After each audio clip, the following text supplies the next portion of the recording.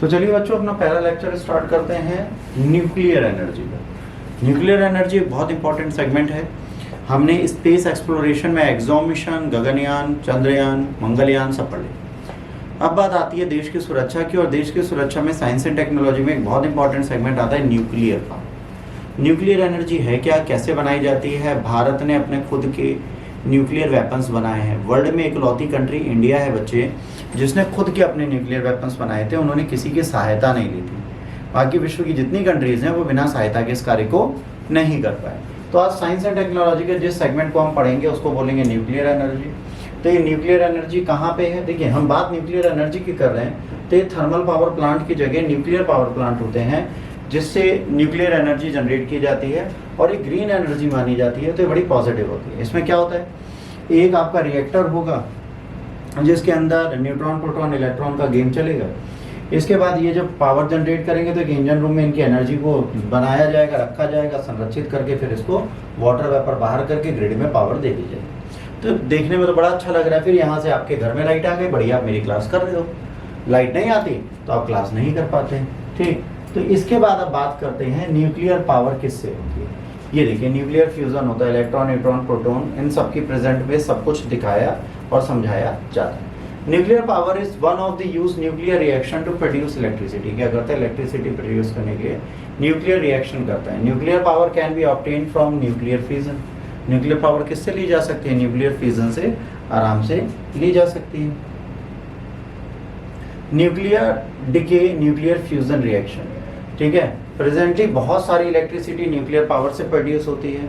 Nuclear fusion of uranium and the plutonium in the nuclear power plant. हम generally किसका use करते हैं बेटा? या तो यूरेनियम का यूज करते हैं या प्लूटोनियम का यूज करते हैं। किसके लिए? न्यूक्लियर पावर प्लांट के लिए। आज हमें एनर्जी इन्हीं से मिलती है। अब देखिए, कोई भी एटम क्या होता है? एटम अणु छोटा सा कण है, ठीक है।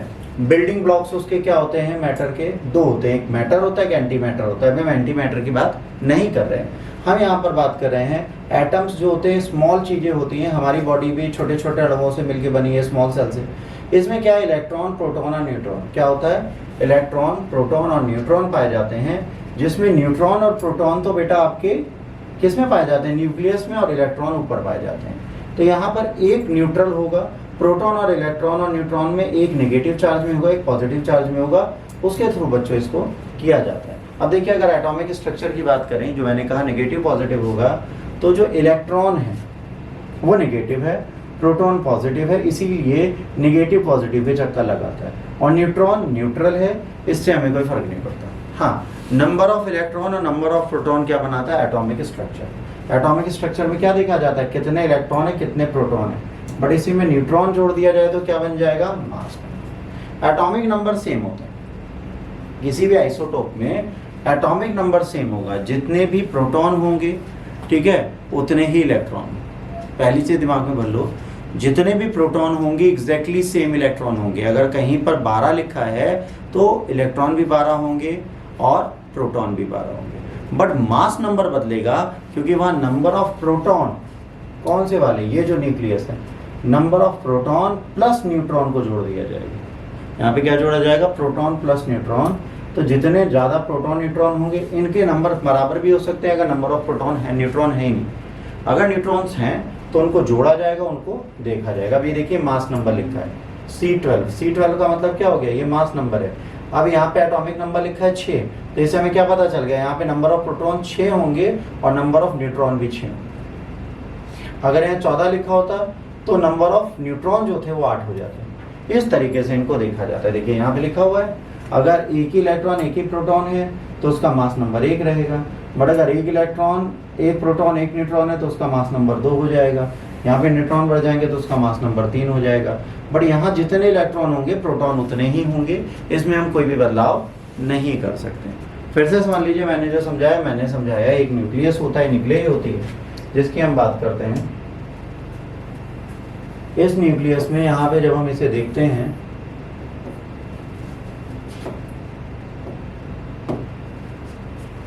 जब हम यहाँ पे बच्चों इसको देखते हैं, तो हम यहाँ पे जितने इलेक्ट्रॉन होते हैं इसके अंदर उतने क्या होते हैं? प्रोटॉन होते हैं। तो इलेक्ट्रॉन प्रोटॉन का नंबर क्या हो गया?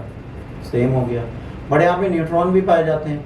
तो जब न्यूट्रॉन पढ़ेंगे तो इन दोनों का ऐड जो होगा ये किस में जाएगा, मास नंबर में जाएगा, पर एटॉमिक नंबर एक और एक ही रहेगा, मतलब एक इलेक्ट्रॉन और एक प्रोटॉन। तो अगर एटॉमिक नंबर की बात करेंगे तो वो बराबर होता है, और वैसे ये बराबर नहीं होता। यहाँ पे कोई डाउट?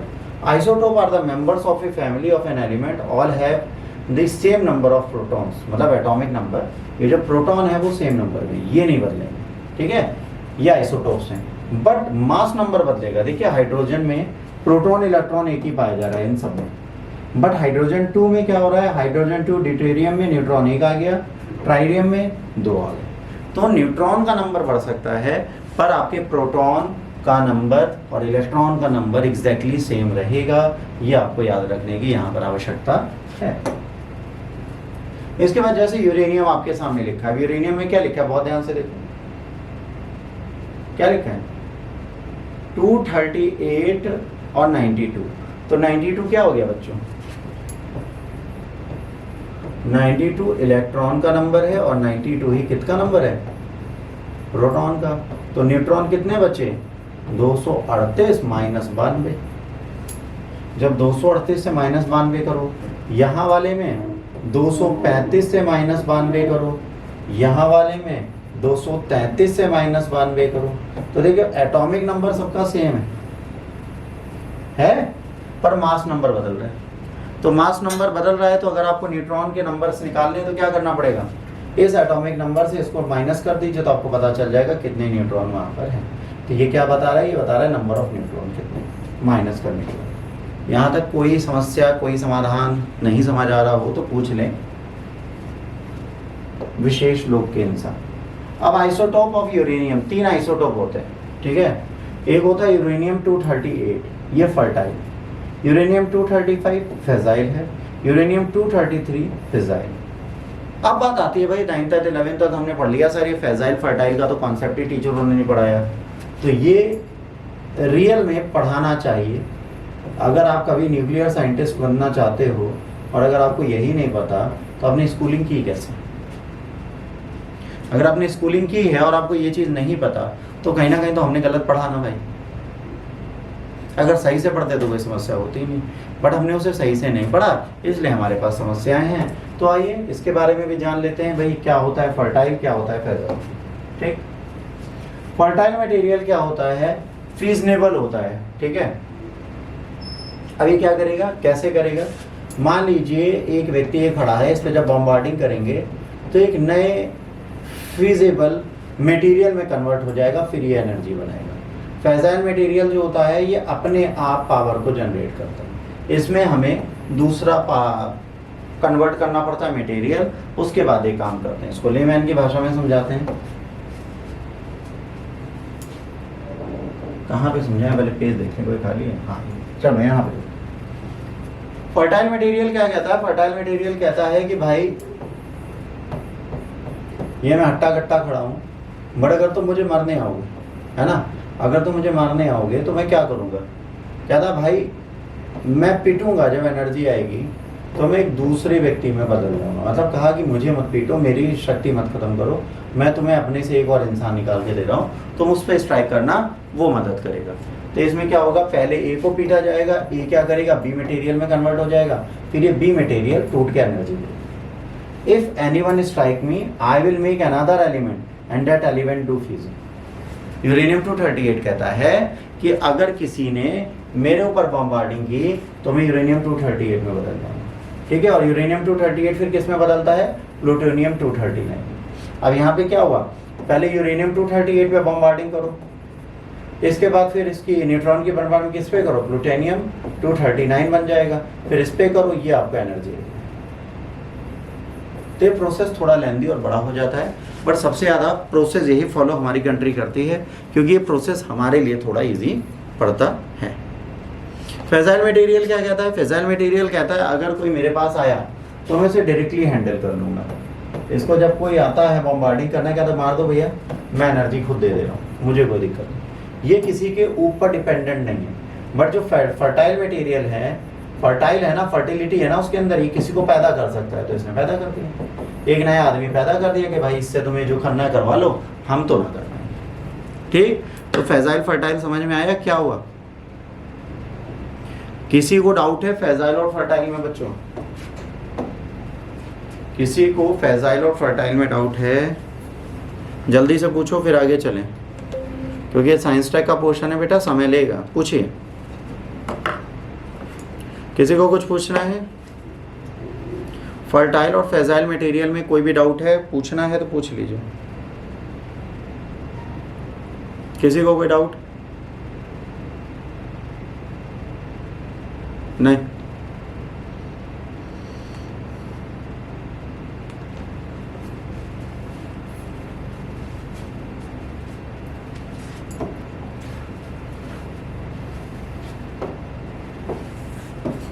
अब ये बता रहा how fusion splits into uranium atom. अब देखो न्यूट्रॉन की बॉम्बार्डिंग कराई हमने इसके ऊपर, यूरेनियम 235 पे हमने न्यूट्रॉन की बॉम्बार्डिंग कराई, तो इसने न्यूट्रॉन बनाए। मतलब एक न्यूट्रॉन को डालोगे तो बाइनरी होता है, अब ये 2 3 बनाएंगे, 4 हो जाएंगे, फिर इसके आगे अगर आप इसको कंट्रोल नहीं करोगे तो और बढ़ जाएगा। इसीलिए इसको कंट्रोल करना जरूरी होता है, वरना फ्यूजन क्या करेगा, ब्लास्ट कर जाएगा। न्यूट्रॉन की बम्बार्डिंग कराई हमने यहाँ पर। न्यूट्रॉन की बम्बार्डिंग कराने के बाद इसने 2 लाइटर एलिमेंट बनाए और एनर्जी बनाई। इसी एनर्जी को हमने इलेक्ट्रिसिटी के लिए यूज कर लिया।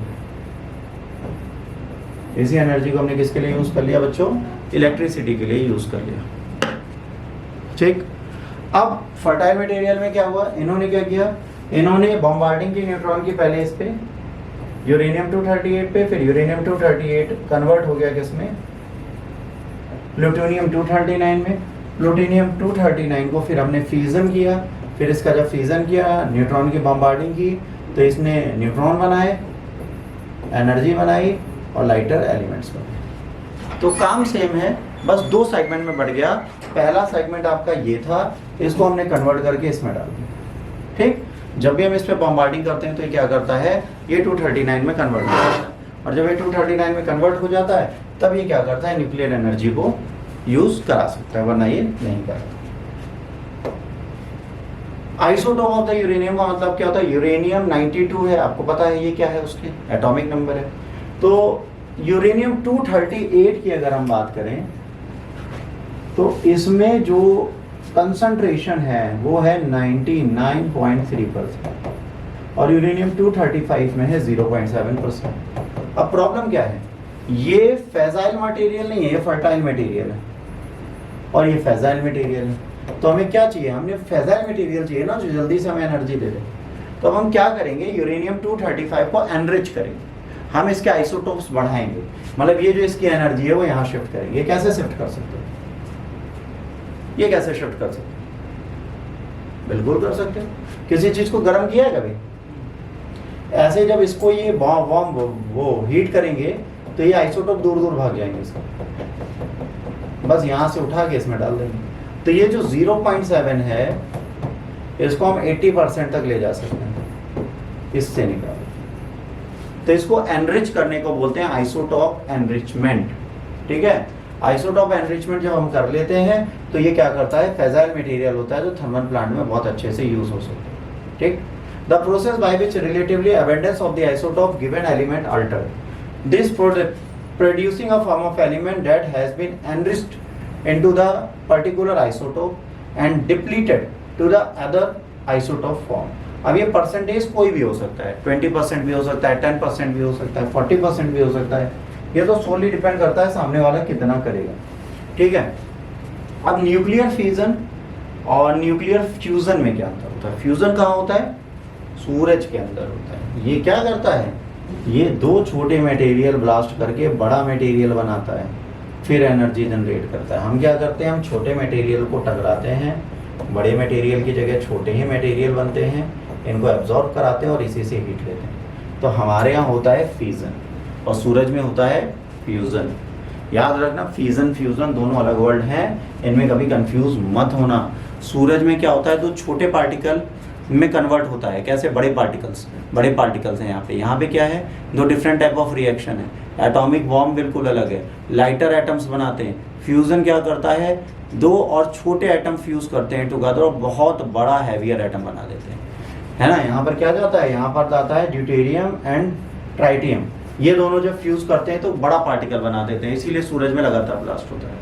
हाँ, बट ये कोई कहे कि सर सन कब तक सर्वाइव करेगा, तो सन का सर्वाइवल बिलियन ऑफ ईयर्स तो है ही है, बट उसके बाद सन फिर क्या करेगा, सन एक ब्राइट स्टार बन जाएगा, मरने से पहले रेड जिएंट बन जाता है। रेड जिएंट का मतलब समझे क्या होगा, इसकी जो एनर्जी आज है, आज जो इसकी प्रकाश मान लो 40% प्रकाशित है, ये मरने से पहले 140% प्रकाश पे आ जाएगा। अब ये इतना प्रकाश होगा कि हम आंखों से देख नहीं पाएंगे, हमारे यहाँ सूरज उगा ही रहेगा। फिर क्या होगा, धरती पूरी खत्म हो जाएगी, धरती भाप बन जाएगी, मतलब सूरज के खत्म होने से पहले 9 के 9 ग्रह खत्म हो जाएंगे। सूरज बाद में खत्म होगा, पहले हम लोग खत्म होंगे। हम लोग उस गर्मी को बर्दाश्त नहीं कर पाते। अभी तो जून चल रहा है, जून की छोटी छोटी गर्मी तो बर्दाश्त होने नहीं, इतनी एनर्जीज आने के बाद भी हम लोग अपनी गर्मी नहीं बर्दाश्त कर पा रहे। क्यों? क्योंकि गर्मी है। अगर सन मरने लगा, रेड जिएंट स्टार बन गया, ये यहाँ से 140 गुना ज्यादा ब्राइटर हो जाए, ज्यादा प्रकाश फेंकने लगे, तो धरती का सर्वाइवल है नहीं, तीसरे नंबर पे तो धरती है भाई। 2 मिनट 30 सेकंड में प्रकाश कहाँ पहुंचता है, मरकरी पे, फिर वेनस पे 4 मिनट में पहुंचता है, 8 मिनट में हमारे पास पहुंचता है। सबसे ज्यादा समय लगता है कहाँ पहुंचने में इसको, प्लूटो पे। प्लूटो पे ये पहुंचता है तकरीबन 8 घंटे कुछ मिनट में। मंगल पे भी पहुंच जाता है 14 या 16 मिनट में। तो ये प्रकाश शुरुआत वाले ग्रह तो खत्म कर देगा ना। बृहस्पति के बाद के जो आउटर प्लैनेट है वो सर्वाइव कर सकते हैं, पर जितने इनर प्लैनेट है वो खत्म हो जाएंगे।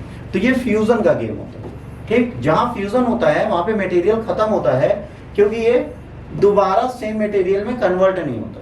अगर नाभिकीय विखंडन ये वाला फ्यूजन चल रहा होता सूरज में तो चलता रहता और सूरज बड़ा होता चला जाता, और एक टाइम ऐसा था सूरज भी ब्लास्ट हो जाता। तो ये प्रकृति ने दिया ही नहीं, का फ्यूजन नहीं होगा। फ्यूजन में क्या प्रॉब्लम है, फ्यूजन में ये प्रॉब्लम है बच्चों, कभी भी अगर आप फ्यूजन करने बैठोगे, जैसे किसी ने कहा हमें फ्यूजन करा दीजिए सूरज में, तो हमने यहाँ पे एक मटेरियल लिया, इस पे न्यूट्रॉन की बम्बार्डिंग कराई, अब इसने यहाँ पे एनर्जी के साथ न्यूट्रॉन बनाए, ठीक। अब ये दोबारा बॉम्बार्डिंग कराएंगे, फिर ये और न्यूट्रॉन बनाएंगे, फिर ये भी न्यूट्रॉन बनाएंगे। तो ये बाइनरी फ्यूजन चलता चला जाएगा, ये बंद नहीं होगा कभी। जब ये बंद नहीं होगा तो एक समय ऐसा आएगा कि भले वो ग्रह हो, भले वो स्टार हो, भले वो कोई न्यूक्लियर प्लांट हो, वो कंट्रोल नहीं कर पाएगा न्यूट्रॉन के फ्यूजन को, और वो ब्लास्ट कर जाएगा सीवियर मैनर में। इसी ब्लास्टिंग की टेक्नोलॉजी को हम यूज करते हैं किसमें, न्यूक्लियर वेपन्स में। हम एग्जैक्टली यही तो करते हैं, हम न्यूट्रॉन को फ्यूज होने देते हैं उस छोटी सी जगह पर, तो वो इतनी एनर्जी जनरेट कर देता है कि एकदम ज्वलनशील वेव फेंकता है। जब आप न्यूक्लियर वेपन के प्रयोग होते हुए देखोगे तो एक रेडिएशन की वेव आती है, वो जब आपकी खाल पे लगेगी आपको लगेगा जलन हो रही है, आप जलोगे नहीं, आपको लगेगा जलन सा फील हो रहा है। तो न्यूक्लियर रिएक्टर अगर है और न्यूक्लियर फ्यूजन हो रहा है या फ्यूजन हो रहा है, फ्यूजन में अगर आपको बचना है सबसे अच्छा तरीका क्या है, नदी और पानी में डूब जाओ। सबसे सेफ तरीका, अगर आप बाहर हो, कभी भी न्यूक्लियर अटैक होता है, पानी के अंदर डूब जाओ, सर्वाइवल कर सकते हो। पानी के बाहर रहोगे सर्वाइवल नहीं, ठीक। और ये इतने खतरनाक रेडिएटेड मटेरियल होते हैं बेटा, इनको जब हम बाहर भेजते हैं, जैसे आज हमारा काम खत्म हो गया, अब इसे हमें फेंकना है, तो हम हैवी कंटेनर लेते हैं, कम से कम समझ लीजिए 200-250 GSM मोटा लोहा लेते हैं, उसकी टीन बनाते हैं, उस कंटेनर में उसको भरते हैं, रेडिएशन को समुद्र के अंदर फेंक देते हैं। अब हैवी मटेरियल क्यों बनाते हैं, जो ब्लू व्हेल शार्क हैं वो इतना हैवी टीथ रखती हैं कि वो इस कंटेनर को फाड़ सकती हैं। तो हमने कंटेनर इतना हैवी कर दिया, कोई भी बड़ी स्पीसीज उसको फाड़ना पड़ता, वरना समुद्र में भी क्या होगा, रेडिएशन बढ़ता चला जाएगा। इसके बाद भाई कंपैरिजन हो गया न्यूक्लियर फ्यूजन एंड फ्यूजन का, या बिल्कुल पढ़ सकते हो, ठीक है। न्यूक्लियर फ्यूजन हम लोग कर सकते हैं, ठीक है। फ्यूजन जो होता है सिर्फ स्टार्स में होता है, इसको आप बना नहीं सकते, फ्यूजन को आप धरती में नहीं बना सकते, कंट्रोल नहीं कर सकते। याद करो भी, सन जैसी कोशिश की थी, इतना छोटा रेडिएशन बनाया था, ठीक है, यूएसए ने गॉड पार्टिकल क्रिएट करने के लिए, उसमें करोड़ों रुपए लग गए इतना छोटा सा फ्यूजन करने में। अगर वो कंट्रोल ना कर पाते पूरी धरती उड़ जाती। जैसे कहा जाता है कि हमारी धरती गोल है, सब मानते हैं, अगर हम अंडरग्राउंड जाएं किसी कंट्री के भाग में तो हम जल्दी पहुंच सकते हैं, मतलब हम यहां से इसे छेद दें और इधर जाएं तो जल्दी पहुंचेंगे। आपने टडपोल का नाम सुना होगा, सुना है? टडपोल का नाम सुना है? टडपोल क्या होता है, जब हैवी ग्रेविटी होती है तो आप नीचे को जाते हो तो आपको ग्रेविटी फील होती है, फिर वो आपको पुश बैक करती है, उसे टडपोल बोलते हैं। आपको जीरो ग्रेविटी फील होगी हैवी ग्रेविटी में नीचे कोर पे जाने के बाद, जब वो आपको पुश बैक करेगी। तो 7 से 8 मिनट में हम अमेरिका पहुंच सकते हैं अगर हमने एक अंडरग्राउंड टनल खोदी। बट चैलेंजेस क्या है, धरती के अंदर भी खिलवाड़ नहीं कर सकते, धरती फट सकती है बीच से। तो कई सारे चैलेंजेस हैं जिसके चक्कर में चीजें हम लोग नहीं कर पाते। तो भाई न्यूक्लियर फ्यूजन तो पॉसिबल है नहीं हमारे लिए। क्रिटिकल मास सब्सटेंस है, हाई स्पीड न्यूट्रॉन की रिक्वायर्ड है, हाईली डेंसिटी होती है, हाई टेम्परेचर चाहिए, ठीक। लिटिल एनर्जी होती है, स्प्लिट हो जाती है एटम में। एक्सट्रीमली हाई एनर्जी होती है, उसको हम यूज ही नहीं कर सकते हैं। Energy release by the fusion million of time greater than release by the chemical reaction. जो chemical energy, chemical reaction energy देता है उससे ज्यादा फ्यूजन देता है। फ्यूजन की एनर्जी रिलीज होती है 3 और 4 times greater than the energy release bye fusion. जो फ्यूजन आपको देता है उससे ज्यादा खतरनाक एनर्जी ये देता है फ्यूजन। तो फ्यूजन धरती पे पॉसिबल नहीं है। One class of nuclear weapon is fusion bomb, also known as the atomic और एटम बम। एक बहुत बड़ा न्यूक्लियर वेपन क्या है जो आपको मैंने बताया, atomic bomb. One class of nuclear weapon is hydrogen bomb. ये जो हाइड्रोजन बम है, ये जो है अगर छोटा सा मारे ट्रिगर होता है, इसको डाल दे तो फ्यूजन रिएक्शन कर सकते हैं, बट ये जहां पर होगा हैवी डैमेज करके जाएगा। Fission is used as a nuclear power plant. Fusion is a experimental technology producing power. इसका भी हम एक्सपेरिमेंट कर रहे हैं धरती पे, कब पॉसिबल हो पाएगा, ठीक है। तो अभी इसको हम प्रयोग में नहीं लाते। Uranium is the primary fuel. Hydrogen isotopes deuterium and titanium, ठीक है। हाइड्रोजन में 3 क्या होंगे, प्रोटॉन होंगे, न्यूट्रॉन होंगे, तब ये काम करेगा। तो इनका एक्सपेरिमेंट जब पावर प्लांट में किया जाता है तब ये काम करता है। तो वही एक रिस्की चीज है। तो ये आपका हो गया बेटा इसका कंपैरिजन। मैंने आपको कहा था यूरेनियम एनरिचमेंट कैसे होता है, ऐसे होता है। अब ये आपसे एग्जाम में एज इट इज एमसीक्यूज पूछ ले जाते हैं कि भाई नेचुरल यूरेनियम कितना था, 0.711। लो एनरिच कितना होता है, 3 से 5। हमको जो यूरेनियम 235 मिलता है, ये वाला मिलता है। ये इंडस्ट्रियल यूज है न्यूक्लियर एनर्जी पावर प्लांट। इसके बाद आता है हाईली, ठीक है, हाई ऐसे लो एनरिच यूरेनियम HELU, ये 20 से होता है, एडवांस रिएक्टर्स में जाता है, ये हमें नहीं मिलता। और ये जो होता है हाईली एनरिच यूरेनियम होता है, ये न्यूक्लियर वेपन्स बना सकता है। तो ये जिस कंट्री के पास है वो किसी को सप्लाई नहीं देता। हमें यूरेनियम ये वाला मिलेगा। हमने जो डील की है, हम इस यूरेनियम की डील करके बैठे, क्योंकि हमें उसे पीसफुल पर्पस के लिए डालना है। अगर वेपन्स बनाना है तो इतने % इसको हमें एनरिच करना पड़ेगा, जो हमारे लिए पॉसिबल है। अब हम कहते हैं कि हमें नेवी पावर बनना है।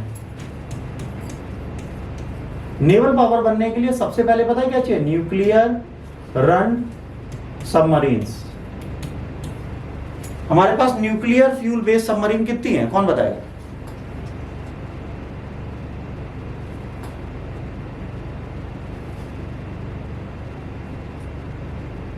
यहां पर सिंपल सी बात आती है, न्यूक्लियर बेस्ड सबमरीन्स के लिए इसकी जरूरत पड़ेगी, है ही नहीं हमारे पास।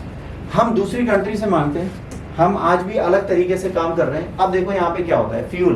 पहले तो हमने तेल डाला, तेल क्या है हमारे पास, यूरेनियम 238 को Pu 239 में बदल के हम यूज करेंगे तो क्या हो जाएगा, ये हो जाएगा फर्टाइल मटेरियल और ये हो जाएगा फैजाइल मटेरियल, ठीक। तो हमने फ्यूल डाला, फिर इस पे क्या किया, न्यूट्रॉन की बम्बार्डिंग कराई, फ्यूजन हुआ, गर्मी आई, स्टीम हुआ, टरबाइन चली और इलेक्ट्रिसिटी बनी। कितना ईजी है, घर पे जाओ बिजली बना लो।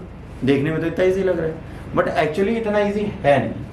अब इसमें आगे हमने क्या किया, ये जब हम फ्यूजन करने जाएंगे तो न्यूट्रॉन की बम्बार्डिंग कराएंगे यूरेनियम 233 या 235 है। हमने यहाँ 238 नहीं लिया, जो पीछे था। क्यों नहीं लिया, क्योंकि ये फर्टाइल मटेरियल और ये क्या करेगा, ये प्लूटोनियम 239 में कन्वर्ट होगा। ये जो है प्लूटोनियम 239 में कन्वर्ट होता है, तो ये फर्टाइल मटेरियल है, इसको हम एनर्जी को समझाने के लिए यूज में भी नहीं ला रहे। यहाँ पर हमें न्यूट्रॉन की बम्बार्डिंग कराई, तो इन्होंने लाइट प्रोडक्ट्स 2 बनाए। क्या किया, प्रोडक्ट 1 प्रोडक्ट 2 बनाया और उसके बाद इन्होंने 3 न्यूट्रॉन जनरेट कर दिया। अब इन 3 न्यूट्रॉन से हमें एक ही की जरूरत है, 2 को हमको क्या करना पड़ेगा, हटाना पड़ेगा, वरना रिएक्शन तेज हो जाएगा। और यहाँ पर हीट जनरेट हुई, इसी हीट से क्या हुआ, टरबाइन चली और इसी टरबाइन से क्या हुआ, भाप बनी और भाप बनने से क्या हुआ, टरबाइन चलते ही हमारी बिजली इलेक्ट्रिसिटी प्रोड्यूस होने लगी। टरबाइन घूम गई, बिजली बन गई। और टरबाइन घुमाने के लिए तो इलेक्ट्रिसिटी चाहिए, इलेक्ट्रिसिटी के लिए हम इसीलिए इनको ऐसे प्रयोग में लाते हैं। अब ये कंट्रोलिंग रॉड क्या करती है, सबसे इंपॉर्टेंट चीज है सर, ये कंट्रोलिंग रॉड का कॉन्सेप्ट। यहाँ पे मान लो 6 न्यूट्रॉन है, 4 न्यूट्रॉन यहाँ है, 4 यहाँ है, या 6 यहाँ है, 2 यहाँ है। हमको चाहिए कितना, 1 चाहिए। तो ये यहाँ पर 6 के 6 सक कर लेगी, ये 4 के 4 सक कर लेगी, ये 1 सक करेगी। इसको बहुत ज़्यादा डेप्थ नहीं देंगे, ए को वापस रिएक्शन में भेज देंगे।